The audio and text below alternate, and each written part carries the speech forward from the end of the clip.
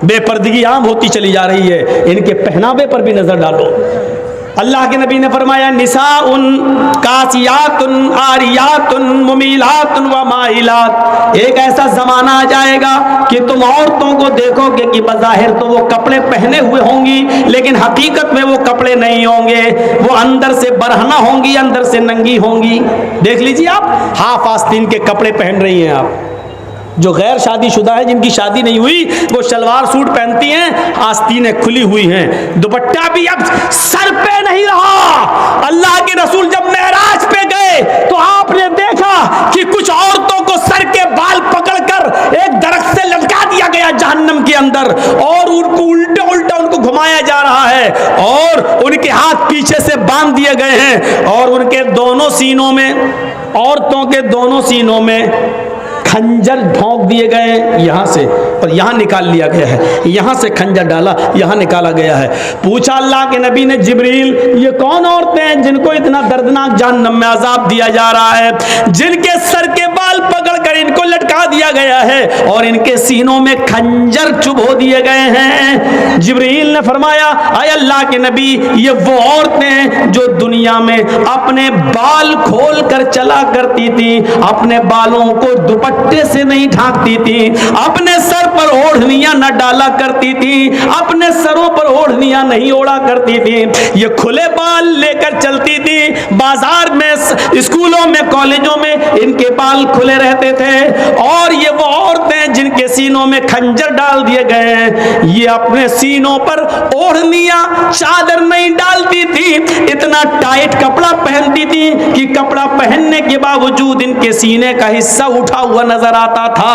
गैर मर्द इनके सीने पे नजर डाला करते थे, आज इनके सीनों को चुभो दिया गया है, इनके सीनों में खंजर डाल दिया गया है, इनके सीनों में खंजर भोंक दिया गया है। हमारी माँ बहने ये अजाब में कहीं मुब्तला ना हो, इनके सर के बाल पकड़कर इनको लटकाया ना जाए, इनके सीनों में कहीं खंजर ना चुभ हो जाए।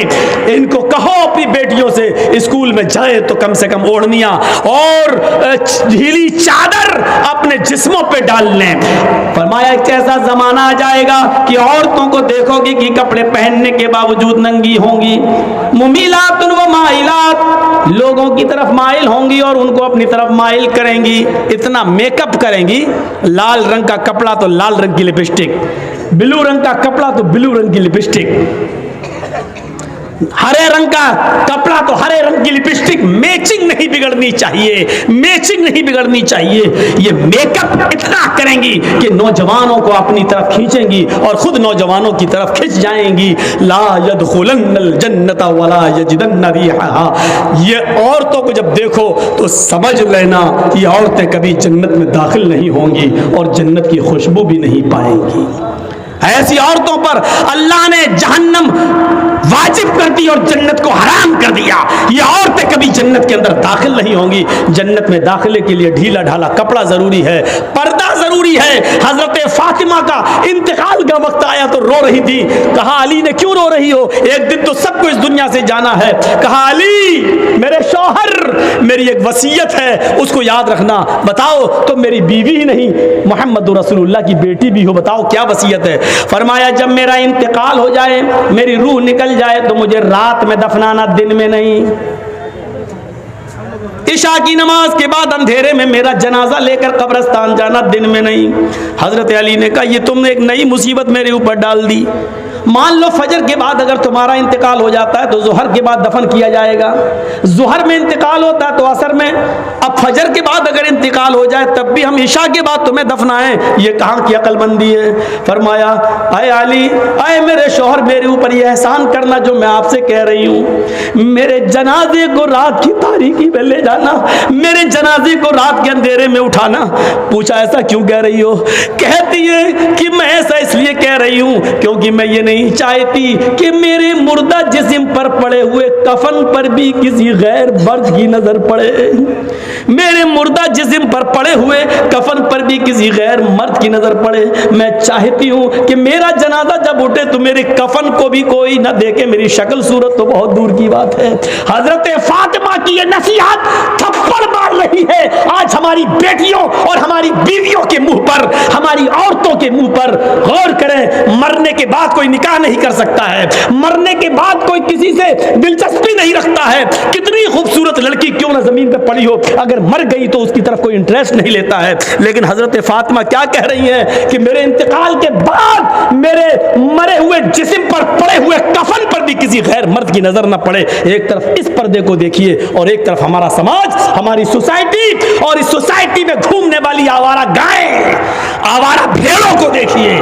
आज मुझे कहना पड़ रहा, आवारा गायें, आवारा भैंसें, आवारा बकरियां, आवारा भेड़ें, इनको कहना पड़ रहा है। आप ये मत कहिए कि मौलाना जर्जीस मिसाल गलत दे रहे हैं। जरूरत पड़ने पर कुरान ने भी चौपाइयों की मिसाल दी है। उलाइका कल अनआम बल हुम अज़ल, ये चौपाइयों की तरह हैं बल्कि उनसे भी ज्यादा गए गुजरे। जब कुरान इंसान को अल्लाह चौपाइयों की तरह कह सकता है, अगर हमने इनको बेलगाम घोड़ी और बेलगाम ऊँटनी या हमने आवारा भेड़ों बकरी कह दिया तो कोई गलत नहीं किया, कोई गलत नहीं किया। हमें अपने मुआशरे पर नजर डालना है। हजरत उमर फारूक के जमाने में तो एक एक चीज पर नजर रखी जाती थी, एक एक चीज पर।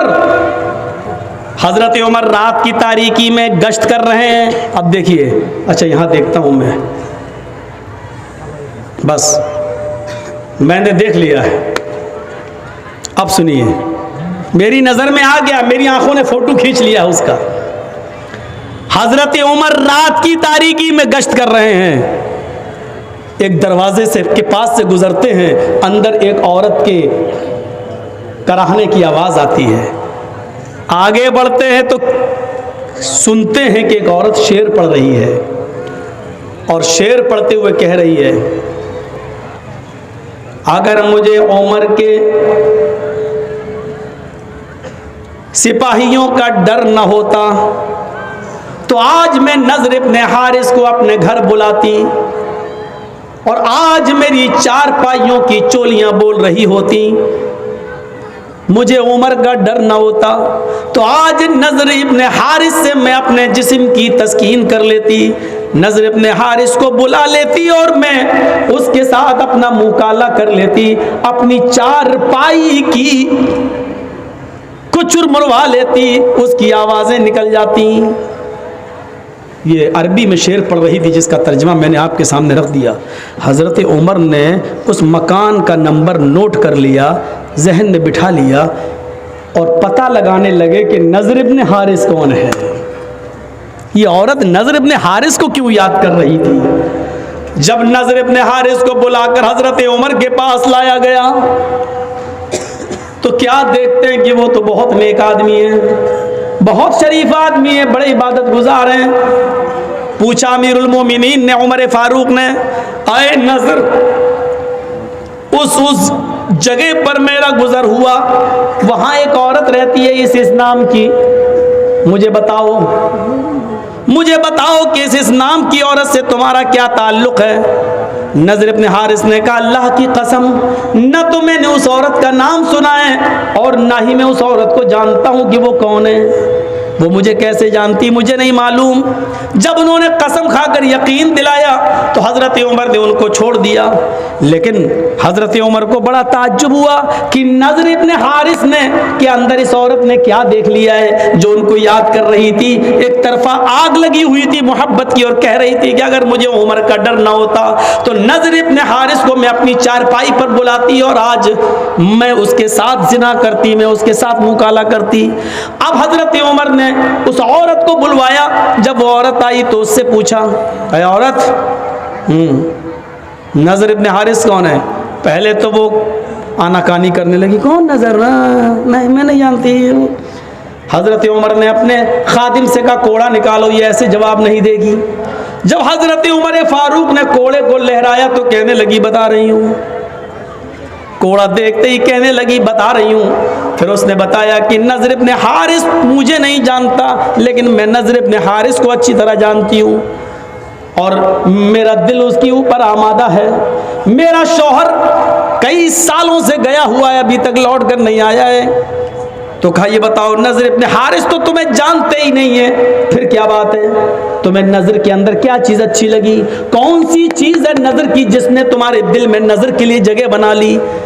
औरत कहती है, अमीरुल मोमिनीन, हमें नज़र इब्न हारिस के आगे के बाल बहुत अच्छे लगते हैं, उनके जुल्फ़ें बहुत अच्छी लगती हैं। जब वो अमामा या पगड़ी उतार लें तो उनके बाल आगे के बड़े खूबसूरत हैं, और इन बालों की वजह से मेरा दिल नज़र इब्न हारिस के ऊपर आ गया। आपने कहा जाओ। अब नज़र इब्न हारिस को दोबारा बुलाया गया।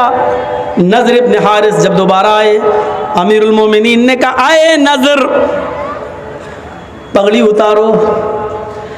नज़र इब्न हारिस ने जब अमामा उतारा, पगड़ी उतारी, तो क्या देखते हैं कि इधर के आगे के बाल वाकई उनके बड़े हुए हैं।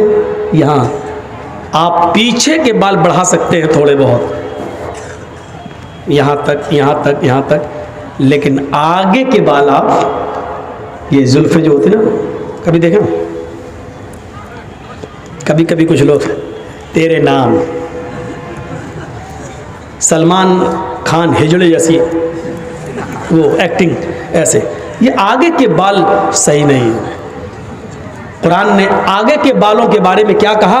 लनस्फ़अन बिन्नासिया, क़यामत के दिन हम अबू जहल को पेशानी पकड़कर घसीटेंगे और घसीट कर जहन्नम में डाल देंगे।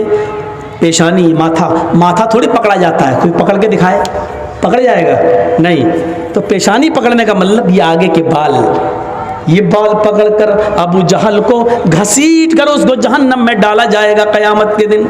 तो मेरे भाइयों, आगे के बाल, पेशानी के बाल रखना ये अबू जहल की निशानी है, अबू जहल की आदत है। अबू जहल ने आगे के बाल रखे थे, इसलिए अल्लाह ने अबू जहल के बालों का जिक्र कर दिया। हम उसको आगे के बाल पकड़कर, पेशानी के बाल पकड़कर उसको घसीटते हुए जहन्नम में डाल देंगे। यहाँ मेरी आंखें फोटो खींच चुकी हैं। अब सोच लो किसके बाल मोहम्मद रसूलुल्लाह की तरह हो, किसके बाल अबू जहल की तरह, सोच लो।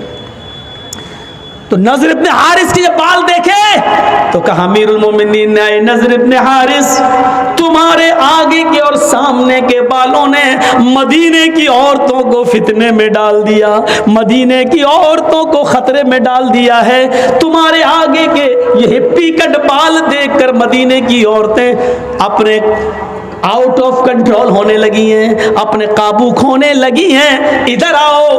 नज़र इब्न हारिस को बिठाया, फिर एक बारबर को, एक नाई को बुलाया, हज्जाम को बुलाया, और पूरा उस तरह लेकर उनके सर के सारे बाल घोंट डाले, गंजा कर दिया, टकला। कुछ टकले हमारे देश को भी चला रहे हैं, बिल्कुल बाल उसके अलग कर दिए एकदम। नज़र इब्न हारिस ने कहा, अगर मेरे बाल देखकर दूसरा फिदा हो रहा है तो इसमें मेरी क्या गलती है? मैंने थोड़ी कहा था। अमीरुल मोमिनीन कहते हैं, गलती तुम्हारी है, तुमने आगे के इतने अच्छे बाल रखे ही क्यों हैं? न ये बाल रहेंगे और न तुम्हां से लड़कियां फितने में पड़ेंगी। बाल ही काट दिए और उनके सर पे अब अमामा बांध दिया। खुदा की कुदरत देखो, पहले वो कम खूबसूरत लग रहे थे, बाल काटने के बाद, टकला करने के बाद जब अमामा बांधा तो और खूबसूरत लगने लगे। अब मदीने की एक लड़की उन पर फिदा होती थी। बाल कटने के बाद, अमामा बांधने के बाद 10-10 लड़कियां उनके ऊपर फिदा होने लगी। हज़रत उमर ने कहा, यार ये तो मामला ही अजीब हो गया, उल्टा हो गया। मैं तो बाल काट के भी सही नहीं कर पाया। पहले तो एक लड़की मर रही थी, अब तो 10-10 मरने लगी। तो कहा, मेरा क्या कसूर है? कहा, तुम्हारा कसूर नहीं है, लेकिन तुम्हें अब मदीने में रहने की इजाज़त नहीं मिलेगी। तुम जब तक मदीने में रहोगे तो मदीने की लड़कियां फितने में मुब्तला हो जाएंगी, इसलिए सारी लड़कियों को तो मदीने से निकाला नहीं जा सकता। तुम्हें हम मदीने से निकाल रहे हैं। कहा, अमीरुल मोमिनीन, मदीने से निकाल के आप जहां भेजेंगे वहां की लड़कियां फितने में पड़ेंगी। कहा कि मैं ऐसी जगह तुम्हें भेज रहा हूं जहां मुसलमान नहीं होंगे, हम तुम्हें ईसाइयों की बस्ती में भेज रहे हैं और तुम्हारे ऊपर ये जिम्मेदारी डाल रहे हैं कि तुम वहां जाकर दीन की तबलीग करोगे, दीन की दावत दोगे, दीन का पैगाम पहुंचाओगे। वहां रहने के बाद अगर कोई इस्लाम ले आती है और उसके बाद तुमसे शादी करना चाहती है तो शादी करने में कोई हर्ज की बात नहीं है। कम से कम मदीने की लड़कियां तो फितने में महफूज रहेंगी, फितने से। नज़र इब्न हारिस को दूसरी कंट्री में भेज दिया, दूसरे शहर में भेज दिया और जिम्मेदारी दे दी कि इतने महीने में, इतने दिन में इतना इतना काम, इतना दावत, इतनी तबलीग करके और पूरी एक लिस्ट बनाकर हमें भेजो। जब दिन भर काम ही में रहोगे और फिर ये ईसाई होने की वजह से शायद मुसलमान समझकर तुमसे प्यार ही ना करें, इसलिए तुम इनसे दूर रहना और तुम भी और इनके फितने में मत आना। तो मेरे प्यारे साथियों, हजरत उमर ये करते थे, एक के बड़े बाल देखे तो उसको भी काट डाले। हमारे समाज के अंदर अभी कोई लड़का किसी लड़की को लेकर भाग जाए, पंचायत बैठ जाएगी, दूसरे दिन मुखिया आ जाएंगे, सरपंच साहब आ जाएंगे, साहब तेरा लड़का उस लड़की को लेकर भागा, हाँ क्या हो, 2 लाख रुपए जुर्माना दो, उसकी लड़की की जिंदगी बेकार हो गई, बेचारी बदनाम हो गई, या इस लड़के के साथ अब निकाह करो चलो, या तो निकाह करवा दिया जाएगा या जुर्माना मुतय्यन कर दिया जाएगा। जिस तरह लड़का लड़की को लेके भाग रहा है उसकी पंचायत तुम बिठा देते हो। समाज के अंदर किसी के आगे के बड़े बाल हैं, कितनी पंचायतें बिठाई हैं। शराब कोई पीता है समाज के अंदर, कभी पंचायत बिठाई है? नमाज नहीं पढ़ते हैं लोग, मस्जिदों के सामने चाय की होटलों पे बैठे रहते हैं। इन पंचों ने कभी बैठकर उन बेनमाजियों के लिए कोई मीटिंग की है? नहीं मेरे भाइयों, समाज का एक बड़ा हिस्सा है, आपको यह करना पड़ेगा, आपको यह करना पड़ेगा। हजरत उमर फारूक रज़ी अल्लाह ताला अन्हु ने एक बार फजर की नमाज पढ़ाई और फजर की नमाज पढ़ाने के बाद जब सलाम फेरा तो क्या देखा कि एक आदमी की फजर की नमाज में एक रकात छूट गई, यानी वो बाद में आया था। हजरत उमर एक रकात पढ़ा चुके थे, वो बाद में आया तो एक रकात में शामिल हो गया। तो अब जब सलाम फेरा जाएगा तो एक रकात बाद में पढ़ेगा ना, वो पूरी करेगा। तो हजरत उमर ने उसको देखा, है ये बाद में आया, फिर देखते रहे, पता चला एक ही रकात उसने पढ़ी, यानी एक मिल गई थी, एक पढ़ ली और एक बाद में पूरी कर ली। हजरत उमर ने उसको कुछ नहीं कहा। जब बाहर निकले तो खुफिया जो सीआईडी होती है, खुफिया सीआईडी जो गुप्त तरीके से पता लगा के खबर देती है कि यहाँ इस्लाम के खिलाफ ये लोग हैं, ये षड्यंत्र रच रहे, तो खुफिया सीआईडी को बुलाया और कहा कि देखो वो आदमी जो वो देखो वो कहाँ, हाँ देखा, उसका नाम डायरी पे नोट करो। सीआईडी ने नोट कर लिया। कहा कि इसके बारे में पता लगाना, ये रोज देर से आता है या आज ही देर से आया है, नजर रखना। मैं तो दूसरी बस्ती में, दूसरे इलाके में जा रहा हूं, कल भी देखना और परसों भी देखना। अगर कल भी देर से आया और परसों भी देर से आया, अगर ये 3 दिन देर से आया तो मैं इसको सजा दूंगा। सीआईडी ने कहा क्या सजा देंगे? कहा मैं इसका दाहिना हाथ काट दूंगा और बायां पैर, या दायां पैर काट दूंगा और बायां हाथ। हम इसका एक हाथ काटेंगे और इसका एक पैर काट देंगे। अगर दायां हाथ काटेंगे तो बायां पैर, और बायां हाथ काटेंगे तो दायां पैर, इसको खिलाफ से हम काट देंगे, हम इसको ये सजा देंगे। कहा अमीरुल मोमिनीन क्यों? कहा मैंने जनाब मोहम्मद रसूलुल्लाह को ये फरमाते हुए सुना है कि मुनाफिकों के ऊपर 2 नमाजें बड़ी भारी होती हैं, एक ईशा की और एक फजर की। वो ईशा की नमाज में सुस्ती करते हैं और फजर की नमाज में ताखीर से आते हैं। अगर ये 2 दिन और देर से आया तो मैं समझूंगा कि ये मुनाफिक है। 3 दिन अगर मस्जिद में देर से आया तो मैं समझूंगा कि मुनाफिक है। एक वक्त की नमाज छूटी थी, वो भी एक रकात। सिर्फ जुम्मे ही के दिन नमाज पढ़ने वालों, जरा अपने गरीबानों में झांक कर देखो कि हम मुसलमान हैं कि नहीं हैं। उसकी फजर की नमाज नहीं छूटी थी, एक रकात छूटी थी। नमाज तो मिल गई थी, एक रकात तो मिली थी, एक रकात बाद में पूरी कर ली। पेशाब पायखाने में भी देर हो सकती है, सोकर उठने में भी देर हो सकती है। मोबाइल का ज़माना नहीं था, अलार्म का ज़माना नहीं था, आंख देर से भी खुल सकती है। बेचारा सो गया होगा या जंगल में खेत में लैट्रीन और पेशाब करने जाना पड़ता, हो सकता है कि लैट्रीन में देर हो गई हो, बेचारे को आने में कोई भी वजह हो सकती है। लेकिन हजरत उमर ने फौरन सजा नहीं दी, कहा हो सकता है ऐसा, इसलिए आज देर हो गई हो, लेकिन कल भी देखना और परसों भी देखना। रोज देर थोड़ी होगी। अगर मुनाफिकत इसके अंदर आ गई होगी तो ये कल भी देर से आएगा और परसों भी देर से आएगा, और 3 दिन देर से आया तो मैं इसका एक हाथ काट दूंगा और एक पैर काट दूंगा। जरा इस वाक़े की रोशनी में हम अपने गरीबानों में झांकें और देखें, सोचें और देखें कि हम कितने पक्के मुसलमान हैं। सिर्फ जुमे के दिन मस्जिद में आ रहे हैं, जुमे के दिन की भी फजर की नमाज हम नहीं पढ़े होते हैं, और जुमे के दिन हम पहली सफ में आके बैठे 11 बजे से। मौलाना जर्जी साहब खुतबा देंगे, 11 बजे से मस्जिद भर गई। जो पूरे हफ्ते मस्जिद में नहीं आया, मौलाना जर्जी का खुतबा सुनने के लिए आज पहली सफ में बैठा, सऊदी अरब का रुमाल डाल के, जन्नतुल फिरदौस भी लगाया, खुशबू आ रही है, पहली सफ में बैठा हुआ है बेचारा, सऊदी अरब का रुमाल भी डाला हुआ है, और जुमे के दिन नमाज पढ़ के निकला, दाढ़ी पे हाथ फेरते, ऐसा लग रहा है जैसे अल्लाह ताला पे बहुत बड़ा एहसान करके आया है। समाज के लोग मीटिंग करें, बताएं इन बेनमाजियों के लिए आपके यहाँ कितने एक्शन लिए गए, कितने एक्शन। आप जवाब नहीं दे पाएंगे इस बात का, आप जवाब नहीं दे सकते इस बात का। कितने एक्शन लेते हैं आप? शराबियों पर एक्शन नहीं, जुआरियों पर एक्शन नहीं, सिर्फ लड़का लड़की लेके भाग जाए तो एक्शन ले लेते हैं आप। आपकी जिम्मेदारी बनती है, आपकी जिम्मेदारी बनती है मेरे भाइयों, हमें इन चीजों को देखना है, हमें इन चीजों पर नजरें डालना है, अपने समाज में इन औरतों को भी देखना है।